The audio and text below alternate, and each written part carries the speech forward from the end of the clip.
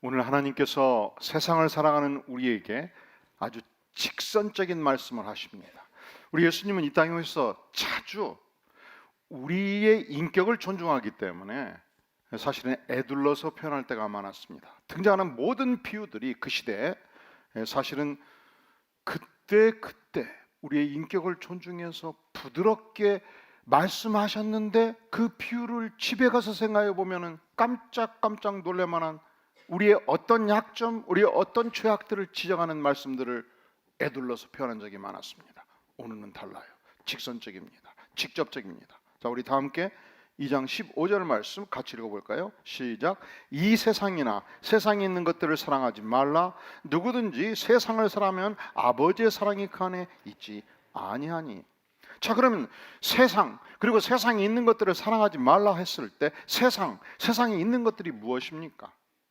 여러분, 이 땅에 존재하는, 세상에 존재하는 모든 물질들은 다 돈으로 환산할 수 있습니다. 아파트 3억 5천, 땅 2억, 주식, 통장, 채권, 유가증권, 모두 세상에 있는 모든 것들은 물질로 환산할 수 있어요. 그러니까 다시 표현하면 세상이나 세상에 있는 것들을 사랑하지 말라는 것은 물질이나 재물을 사랑하지 말라 말씀하시는 것입니다.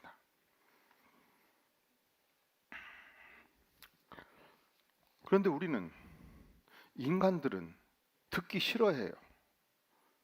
우리 인간들은 하나님 알았어요, 오늘은 주일이니까 듣겠고요, 내일은 세상 원리대로 생각하고 살 테니까 터치하지 마세요.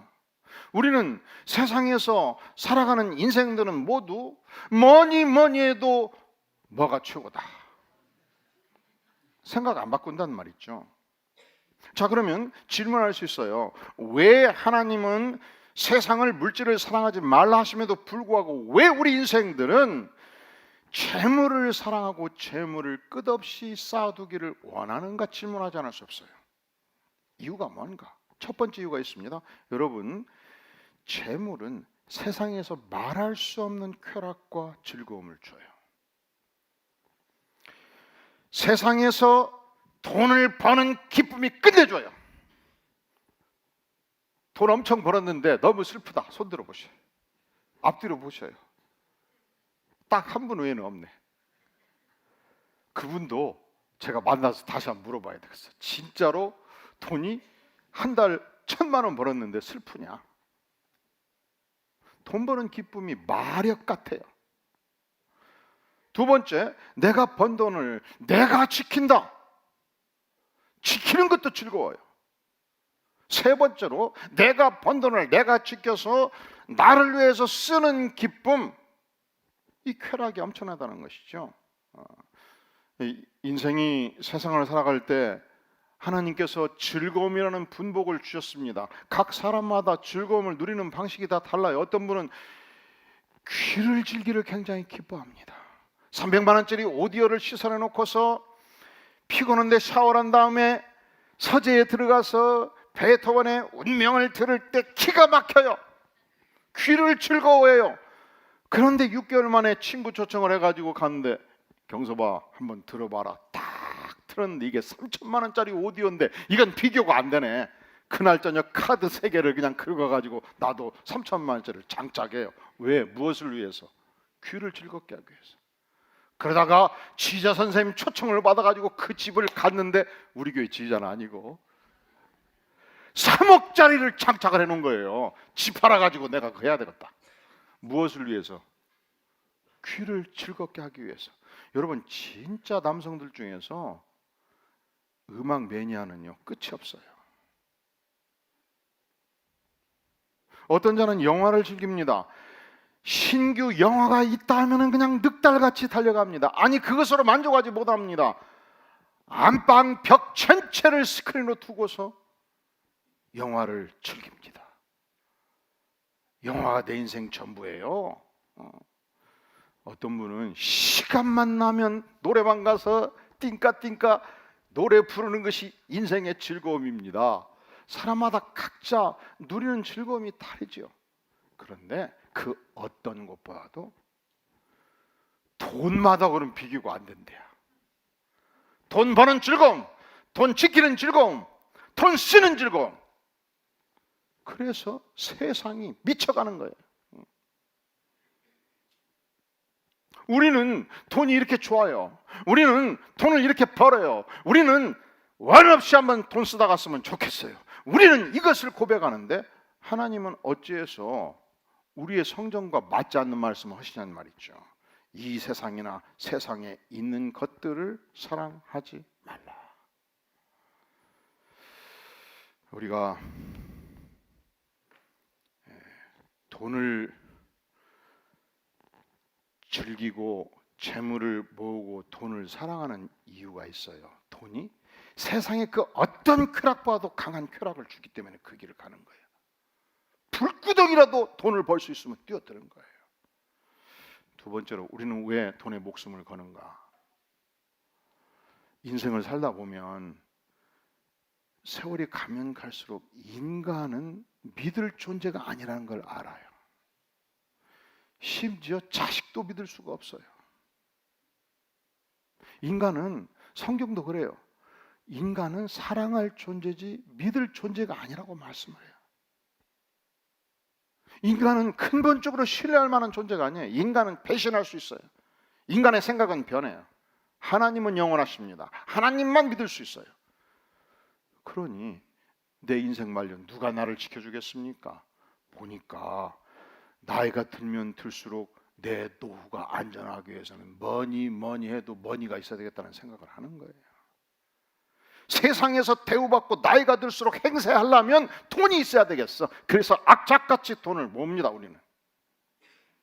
여러분, 내 생의 안전보장이 거기 있다고 우리는 생각하는 거예요. 여러분, 국가도 안전보장을 제대로 유지하기 위해서는 국가안전보장회의를 해야 되고, 군사력을 확충해야 되고, 국가정보원이 튼튼하게 서서 국가를 허물어뜨리는, 국가를 혁명화시키고자 하는 악한 세력들, 국가를 파괴하는 세력들, 스파이들을 잡아내야 돼요. 그래야 국가가 안전하게 보장이 되는 것입니다.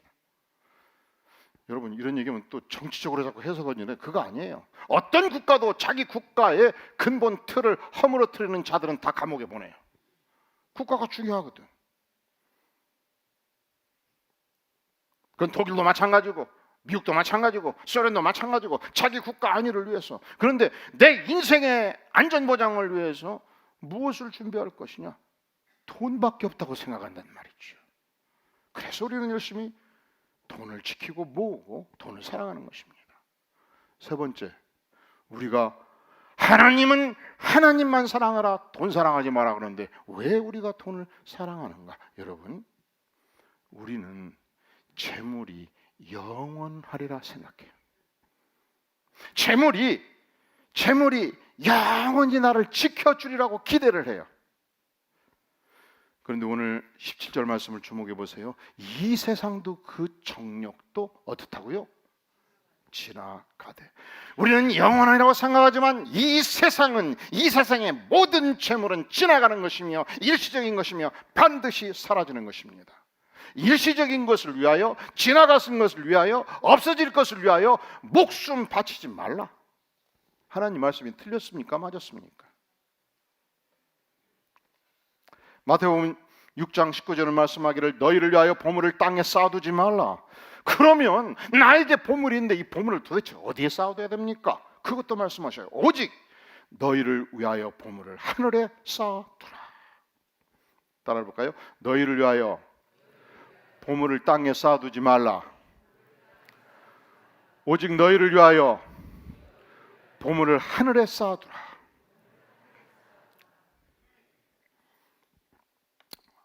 땅에 쌓지 말고 하나님께 쌓아라, 이 말씀이거든요. 그러면 이런 생각이 들죠. 하나님은 참 가난하시다. 내 돈을 원하신다. 하나님은 참 돈을 좋아하신다. 아닙니다. 하나님은 전능하신 하나님입니다.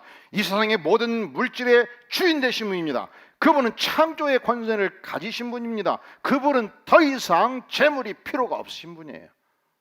그럼에도 불구하고 우리에게 왜 보화를, 재물을 땅에 쌓지 말고 재물을 사랑하지 말고 하늘에 쌓아라 말씀하시는가? 내 영혼의 안전을 위함입니다. 나를 위해서입니다. 왜 하나님께서는 하늘에 쌓고 이 땅에 쌓아두지 말라 말씀하시는가? 마태복음 6장 19절을 말씀하기를 너희를 위하여 보물을 땅에 쌓아두지 말라. 거기는 이 땅은 좀과 동록이 해하며 도둑이 구멍을 뚫고 도둑질하느니라. 첫 번째 이유, 우리가 세상에 쌓아두면 반드시 좀과 도둑이 해한다는 것입니다. 모두 썩어버린다는 것입니다. 언젠가는 다 무용지물이 된다는 것입니다. 연력학 제2의 법칙이 뭔지 아십니까? 이 땅의 모든 재물들은 반드시 부패를 향해서 나아간다는 거예요. 제가 언젠가 오래전에 랜드로버를 한번 산 적이 있었습니다. 발이 기가 막히게 편해요. 그런데 양복을 입고 딱 보니까 좀 안 맞아. 그래서 오래 걸을 때, 여행할 때 그때 아껴서 신었습니다. 잠깐 걸을 때, 출퇴근할 때는 안 신었습니다. 그런데 이 이준우 목사님이 미국 LA에 있는데 한국에 있을 때 저를 많이 도왔습니다. 프리셉 성경연구원의 사무국장도 했고 주강사도 했고 제가 아끼는 후배였습니다. 근데 매년 초만 되면 올해는 부흥회로 오시지요. 그래서 시간 나면 다음에 가마 미루다가 코를 낀 거예요. 그러면 내년에는 이제 더 이상 미루면 안 됩니다 해서 알았다 해가지고 드디어 가게 되었습니다. 인천공항을 갔는데 그 멋진 발이 편한 랜드로버를 싣고 신나게 갔는데 갑자기 공항에 당도했을 때 오른쪽 뒤축이 푹 꺼졌습니다. 보니까 이 랜드로버 뒤축이 말하자면 톱밥 같은 것을 꽉 뭉쳐놨더만 이게 5년 7년 지나니까 톱밥이 팍 풀어져 갖고 꺼져버릴 거예요. 주변이 그냥 난리가 났어요. 그리고 걸을 수가 없는데 이 뒤축에 있는 이 고무들이 걸을 때마다 너덜너덜한 거 이게. 그래서 찾고 찾아가고 겨우 가게에 들어가 가지고 스카치 테이프를 사가지고 그걸 붙여서 뒤축을 들고 발레를 하면서 걷기 시작을 했습니다. 그런데 인천공항은 참 감사한 것이 참 발이 그렇게 놓고 보니까 기가 막히게 잘 돼 있어요. 이게 조금 걸어서 지칠만 하면은 평면 에스컬레이터 딱 타니까 이동시켜주고 그래서 비행기 속에 딱 들어가니까 비행기를 발 벗고 딱 있기 좋잖아요. 살았다. LA 공항에 도착했는데 이 LA는 원래 지진이 많은 지역이지 않습니까? 고층 건물이 없어요. 그러니까 이 공항도 엄청나게 평면 1층 건물로 넓은 거예요. 걷고 발레를 하면서 계속 걷다가 드디어 이준호 목사님을 딱 만났는데 눈물이 쏟아지더라고. 어떻게 반갑든지 살았다.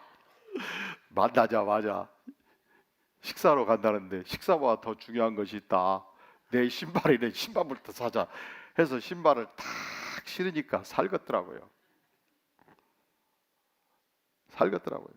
여러분, 세상에서 귀하다고 애끼면 결국에 뭐 됩니까?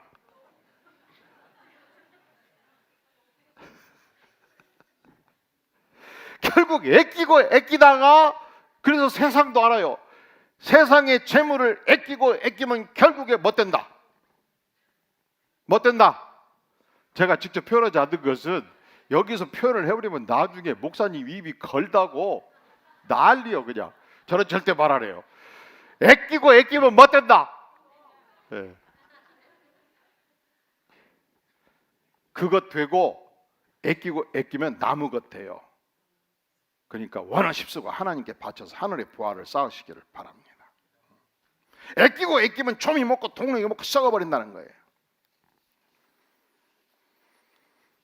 자, 하나님은 우리는 재물을 쌓기를 원하지요. 우리는 재물을 사랑하지요. 그런데 왜 재물을 사랑하지 말라? 하늘의 보화를 쌓아라 말씀하시는가? 첫째로 재물을 이 땅에 많이 쌓으면 반드시 좀 먹고 동력이 먹고 썩는다는 거예요. 두 번째, 우리가 하늘에 재물을 쌓지 않고 땅에 쌓으면 도둑이 구멍을 뚫고 도적질을 한다는 거예요. 제가 과거 남서울교회에서 목회를 할 때 아기가 태어났습니다. 그런데 교인들이 어떻게 알아가지고 돌 때 날짜를 잡아가지고 초청을 해서 갔더니 구역장 구역원들이 몽창 왔더라고. 웬일인가 했더니 돌잔치를 해주겠다는 거예요. 그러더니 그 당시에는 지금도 그런지는 모르겠습니다는 그 조그마한 그 돌반지, 동그랑땡 반지, 그걸 선물을 해주는데 반돈 한 돈짜리가 막 한 주먹 된 거예요. 이것을 가지고 이사할 때 엄청 어렵습니다. 그것 먼저 꺼내가지고 가방에 넣어서 차 속에 들어와. 이사할 때 짐들이 막 섞어지니까 복잡하니까. 그런데 남서울 은혜교회에서 장애자 학교를 건립하는데 한 200억 원 헌금을 시작하고 있었습니다. 얼마? 근데 학생이 100명이에요. 그러니까 그 학교는 들어갔다 하면 2억의 혜택을 받는 거예요. 교회가 열심히 헌금해가지고 금액 전체를 미랄학교에 헌납을 하고 미랄학교를 지어주고 미랄학교 장애자들이 운동하는 공간, 체육 공간을 50년 빌려가지고 그것도 매년 5억씩 7억씩 임대료를 주면서 지금도 신앙생활을 하고 있어요. 이런 얘기를 들을 때 아따 교회가 참 정말로 너무 잘못 결정했다. 1번. 두 번째, 참 교회가 훌륭하다. 2번. 어느 쪽이에요? 2번. 그럼 우리 교회도 헌납해 버릴 거예요. 그게 너무 은혜가 돼가지고 하나님 제가 뭘 드려야 되겠습니까? 그래서 1년 연봉을 바치고 그리고 하나님 제가 뭘 드려야 되겠습니까? 모든 집안에 있는 폐물을 모아가지고 그 나이도 이사할 때마다 신경 쓰인 돌반지 전체를 교회에 헌납을 했습니다. 그리고서 이제 분당 이마트 뒤에 주택가에 사는데 어느 날 집에 와 보니까 그냥 난리가 난 거예요. 안방도 그냥 이불부터 시작해서 옷을 다 산더미 같이 싸놨어. 서재도 책을 다 꺼내고 싸놓고 방마다 싸놓고 그 뒤로부터 제가 도적이 오면 먼저 찾는 부분이 어딘가 생각해 봤더니 일단 책상의 귀한 곳 이걸 여는 것 같아요. 왜냐하면 귀중품을 주로 그쪽에 넣을 수 있으니까. 장롱 깁수광고 거기에 넣는 것 같아요.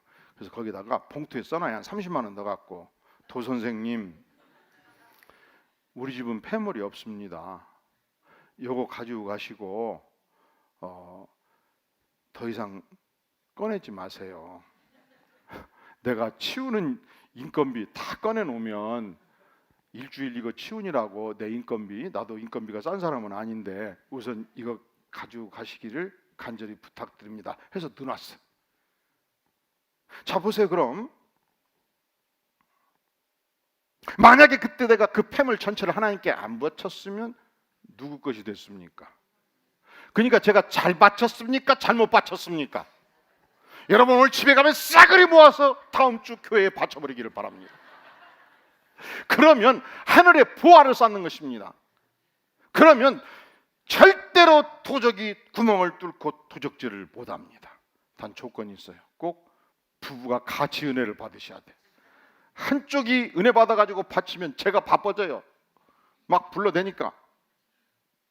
하지만 하나님께 바친 것은 영원합니다.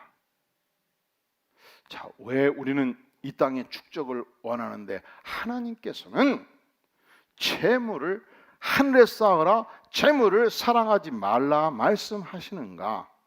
우리 다시 15절 같이 읽겠어요. 시작. 이 세상이나 세상에 있는 것들을 사랑하지 말라. 누구든지 세상을 사랑하면 아버지의 사랑이 그 안에 있지 아니하니. 우리가 세상을 사랑하면, 우리가 재물을 사랑하면, 그래서 재물만 이 땅에 축적하기 시작하면 나는 공개적으로 신앙 고백을 하게 돼요.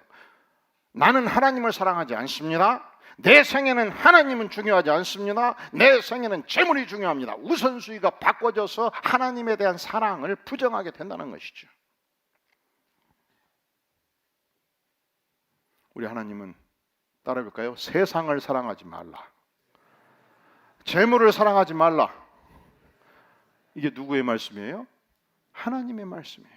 근데 우리는 인생들은 아니에요. 나는 재물이 목숨보다 귀해요. 나는 재물을 사랑하고 싶어요. 왜 우리가 이런 태도를 갖는가? 재물이 주는 쾌락이 엄청나기 때문에 그렇다는 거죠. 재물이 내 인생의 안전 보장 체계예요. 돈은 영원하다고 생각해요. 아니지요. 하나님의 말씀이 언제든지 옳습니다. 왜냐하면 우리가 재물을 사랑하면, 재물을 쌓아두면 반드시 썩습니다. 도둑이 빼갑니다. 도둑은 강제로 침입하는 도둑도 있고요, 허가받은 도둑도 있어요. 아들, 딸, 며느리, 손자, 이웃들. 여러분, 가장 중요한 것을, 내가 재물을 사랑할 때 내 안에 하나님에 대한 사랑이 없다고 신앙 고백한다는 것이죠. 자, 그러면 우리 생애에서 재물이 너무 소중했는데, 그래서 재물을 사랑했는데, 재물을 축적했는데, 만약에 재물을 사랑하지 마라 그러면 살맛이 떨어져 버려. 그럼 난 왜 사냐? 우리의 사랑의 대상이 재물이 아니라면 무엇이 돼야 되는가? 보세요. 17절, 이 세상도 그 정욕도 어떻게 된다고요? 지나가요. 우리가 지나가는 것을, 일시적인 것을 사랑하면 인생이 허무해지게 되는 거예요. 그렇지만 영원한 존재를 사모하면 내 인생의 새로운 의미가 진행되는 것입니다. 오직 하나님의 뜻을 행하는 자는 영원히 거하느니라. 그러니까 하나님은 이 세상에서 일시적인 것, 의미 없는 것에 목숨 걸지 말라 이 말씀이에요. 우리가 영원한 것, 영원을 사모하는 인생이 될 것을 간절히 주께서 말씀하시는 것입니다. 무엇이 이 땅에서 영원합니까? 여러분, 하나님의 뜻은 영원합니다. 하나님의 말씀은 영원합니다. 하나님의 위대한 말씀을 우리가 사모하고 그 말씀을 위하여 우리의 인생을 투자하는 것 얼마나 소중합니까? 오늘 말씀에 14절에 보면, 아이들아 내가 너희에게 쓴 것은 너희가 아버지를 알았으며, 아비들아 내가 너희에게 쓴 것은 너희가 태초부터 계시를 알았으며, 청년들아 내가 너희에게 쓴 것은, 내가 이 서신을 요한 사도로서 쓴 것은 너희가 강하고, 왜? 하나님의 말씀이 너희 안에 거했기 때문에. 이 영원하신 하나님의 말씀으로 무장하고 사는 너희의 생애가 너무 위대했기 때문에. 그런 거로 요한 사도는 물질을 사랑하는 대신 하나님의 말씀을 사랑하고 하나님의 뜻을 따라 살아가는 인생이 되기를 간절히 소망한 것입니다. 우리가 무엇을 사랑할 것인가? 결코 일시적인 것에 목숨 걸지 말라. 하나님의 말씀에 목숨을 걸으라는 거예요. 영원을 향해서 살 것을 재촉합니다. 무엇이 영원합니까? 두 번째로 하나님 자신이 영원합니다. 13절, 아비들아 내가 너희에게 쓰는 것은, 이 요한이를 쓰는 것은 너희가 태초부터 계신 이 전능하신 하나님을 알았기 때문이다. 하나님은 창조주십니다. 하나님은 나를 사랑하시는 분이십니다. 그런 거로 하나님을 진실로 경외하고 경배하며 전심으로 사랑하는 그 인생이 영원한 가치를 보유한 인생이라 말씀하시는 것입니다. 여러분, 우리가 인생을 살 때 하나님의 영광을 온몸으로 사모하는 것이 굉장히 중요해요. 그렇지 않으면 인생을 살 때 나의 영광, 나의 체면, 나의 채모, 나의 자존을 위해서 쉽게 살기 쉬워요. 심지어 교회 와서조차 누가 조금만 싫은 얘기를 하면 막 길길이 날뛰고, 누가 조금만 칭찬하면 하늘이 내 것 같고 세상이 내 것 같고, 이 잘못된 거예요. 반대가 돼. 나는 욕먹어도 좋다. 하나님의 영광이 나타나면 너무 기뻐하고, 하나님의 영광이 가려우면 가슴 아파하는 것이 하나님을 위해서 살아가는 인생의 모습입니다. 여러분, 우리가 이 땅에서 추앙받고 인기를 누리는 것도 허무한 겁니다. 100년이 지나면 아무도 기억 못해요. 내가 하나님의 영광을 위해서 산 인생만 하늘에 축적이 돼요. 김모 목사님이 새로운 교회에 부임을 하게 되었습니다. 그랬더니 한 집사님 부부가 초대를 하셨어요, 집으로. 그 부부는 교회에서도 열심히 섬겼을 뿐만 아니라 사회적인 명망이 있는 인사였습니다. 그런데 식사 중에 말씀하시는 거예요. 우리 부부는 어린 시절부터 보이스카우트, 걸스카우트 활동을 했습니다.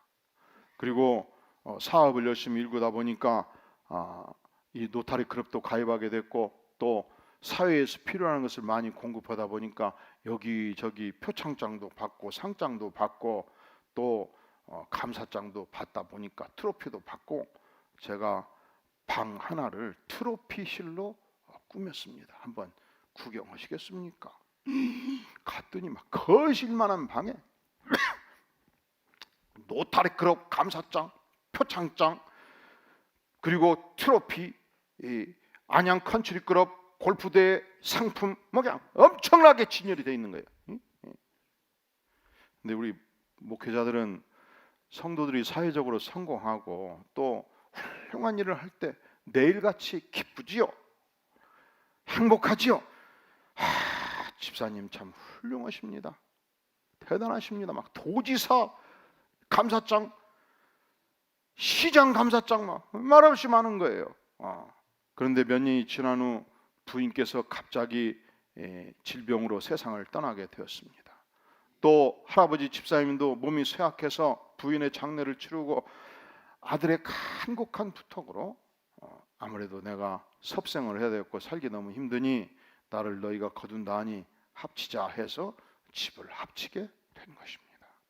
문제는 그 거실 가득했던 트로피와 상장과 감사장 또 모아가지고 쓰레기통에 넣었습니다. 아깝죠. 아깝죠. 그래서 우리 교회는 웬만하면 상장을 안 줘요. 하늘의 상장을 받으라고. 우리 교회는 뭔 패를 주어도 최대한 자그마하게 만들어. 이번에도 권사 임직패 자그마하게 만들었어요.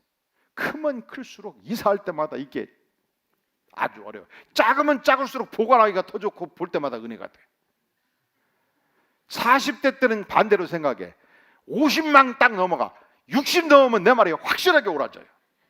그래서 지금 막 여러분들이 고개를 막 끄덕끄덕 하는 거예요. 그래서 지금 권사 임직패 작다고 절대로 말하면 10년 후에 나하고 다시 만나보죠. 여러분, 우리가 이 땅에서 누리는 세상의 추앙, 명예, 영원하신 하나님 앞에서 다 일시적인 것들이에요. 100년이 지나면 아무도 기억하지 못해요. 하나님께 영광이 돌아가는 것, 하나님의 명예를 위해서 내가 쓰임받는 것은 영원합니다. 근데 이것을 참 이상하지요. 전혀 예수를 안 믿었던 철학자, 그리고 그 유명한 로마 제국의 황제였던 마르크스 아우렐리스가 알았어요. 이렇게 표현해요. 사람들의 박수갈채에 너무 환호하지 말라, 기뻐하지 말라.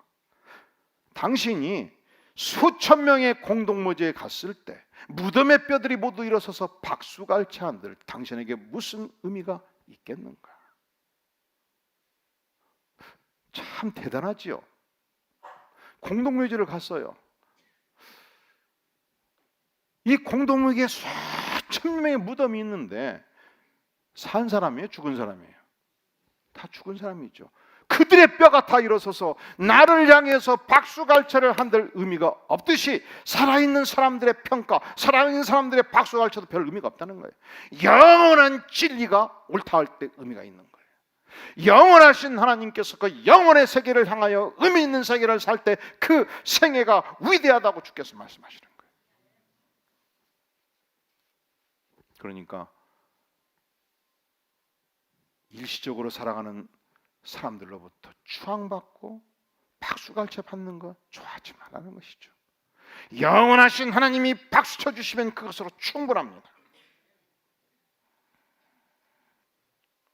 자, 하나님은 우리에게 일시적으로 존재하는 물질을 사랑하지 말라 말씀하시죠. 영원을 사모할 것을 말씀하십니다. 무엇이 땅에서 영원합니까? 하나님의 말씀, 하나님의 뜻이 영원합니다. 그래서 우리는 열심히 성경을 배우고 가르치는 교회입니다. 두 번째, 무엇이 영원합니까? 하나님 자신이 영원합니다. 하나님의 명예가 영원하고 하나님의 영광이 영원합니다. 나의 존재함은 그 영원하신 하나님을 위하여 기여하는 생애로 충족한 은혜가 임하는 것입니다. 세 번째, 오늘의 시대 무엇이 영원할까요? 구원받은 영혼이 영원합니다. 오늘 말씀 12절에 보면 자녀들아 내가 너희에게 쓰는 것은 너희 죄가 그의 이름으로 말미암아 어떻게 되었다고요? 사함을 받았으며. 나는 죄 많은 인생이었습니다. 감히 하나님 앞에 얼굴을 들 수 없는 인생이었습니다. 예수님께서 십자가에 피 흘려 죽기까지 하심으로 죄 많은 내 인생의 모든 죄를 녹여주셨습니다. 죄의 싹은 사망이라 사망 권세를 파하셨습니다. 영생의 축복을 내게 주셨습니다. 그리하여 흉악한 자 마귀를 이기는 삶을 살게 되었습니다. 14절 하반절, 청년들아 내가 너희에게 쓴 것은 너희가 강하고 하나님 말씀이 너 안에 거하시며 너희가 누구를 흉악한 자를, 마귀를, 악한 세계를 승리하는 인생이 되었다는 것입니다. 나라는 존재가 누굽니까? 하나님의 백성이 되었습니다. 흉악한 마귀를 승리하는 인생이 되었습니다. 예수 십자가로 죄사함 받고 하나님의 아들로 당당히 살아가는 백성이 되었습니다. 이것이 내가 받은 축복입니다. 그렇다면 영혼을 위하여, 영혼의 구원을 위하여 이웃의 영혼을 사랑하는 자가 되는 것이 마땅하지 아니하겠습니까? LA에 한 할아버지가 계셨습니다. 이분이 아내를 사별하고 열심히 혼자 사셨습니다. 그는 한국에서 태어나서 30대 미국에 가가지고 열심히 재산을 일구었습니다. 그런데 어느 날 그가 강도를 만난 것입니다. 내가 어떻게 모은 돈인데, 피땀 흘려 모은 돈인데 이 돈을 빼앗길까? 강도를 향해서 저항을 했습니다. 반항을 했습니다. 죽도록 두드려 맞았습니다. 결국은 돈을 다 빼앗겼습니다. 강도는 죽은 줄 알고 이 할아버지를 쓰레기통에 버렸습니다. 다음날 새벽 청소부가 발견하고 신고를 해서 겨우 살아난 것입니다. 온몸이 쑤시고 고통스러운 나날을 보내면서 술, 담배로 견뎠습니다. 그분은 담배를 하루에 3갑, 몇 갑? 하루에 소주를 2병. 그런데 계속 몸이 쇠약하고 어려우니까 두 딸이 워싱턴에 살았는데 아버지 이제는 안 되겠어요. 저희가 모시겠어요. 워싱턴으로 모셨습니다. 문제는 아침에 되면 두 딸은 출근해 버리잖아요. 무료하잖아요. 그것도 한국과 같이 비슷하게 양로원이 있었습니다. 그곳에 갔더니 낮에 외로운 할아버지들이 서로 만났는데 마침 고등학교 동창을 만난 것입니다. 너무 반가웠습니다. 만날 때마다 그 녀석이 전도를 해. 집에 들어오는 아침 저녁으로 딸들이 전도하고. 그래서 딸들한테 얘기합니다. 아그들아 제발 그 소리 좀 그만하거라. 난 바라는 게 아무것도 없다. 내 무덤에 올 때는 소주 2병, 담배 3갑만 갖다 놓으면 된다. 그것으로 내 인생은 만족한다. 나는 아무것도 필요 없다. 더 이상 전도하지 말거라. 그래도 끊임없이 아버님 이제 제발 건강을 위해서 술, 담배 줄이시고 교회 생활하십시다. 교회 나가면 다 너무 행복해요.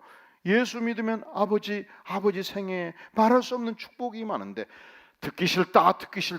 그런데 그것도 3번 듣고 10번 듣고 50번 들으니까 저녁에 들어오면 딸들이 괴롭히고 낮에 양로원을 가면은 고등학교 동창이 권면하고 야들이 그렇게 권면할 때는 뭔가 있겠지. 죽은 자의 소원도 들어준다는데 산 자의 소원 한번 들어주자. 도대체 교회 가면 뭐가 있길래 권면을 할까? 드디어 교회를 가게 되었습니다. 찬양이 너무너무 아름다웠습니다. 감동이 되었습니다. 하나님의 말씀이 가슴을 콕콕 찌르고 은혜가 되었습니다. 반년의 신앙생활을 하면서 그가 예수 믿기로 작정하고 드디어 세례를 받게 된 것입니다. 세례를 받으면서 생각해 보니까 하나님의 음성이 들리는 거예요. 얘야 평생 고생 많았다. 너가 술, 담배로 인생이 다 쩔어버렸구나. 이제는 인생 말년 새로운 생애를 살거라. 그래서 그가 결심을 합니다. 하나님, 제가 술, 담배 끊고 술, 담배 청산하고 새로운 인생 살겠습니다. 내가 이제부터는 예수님을 전도하는 인생을 살겠습니다. 굳게 결심하고 하루를 버티고 그 다음날 일어났더니 아무 생각이 안 나는 거예요. 그렇게 이쁘게 보였던 술병이 믿게 보이는 거예요. 그렇게 이쁘게 보던 담배가 역겹게 느껴지는 거예요.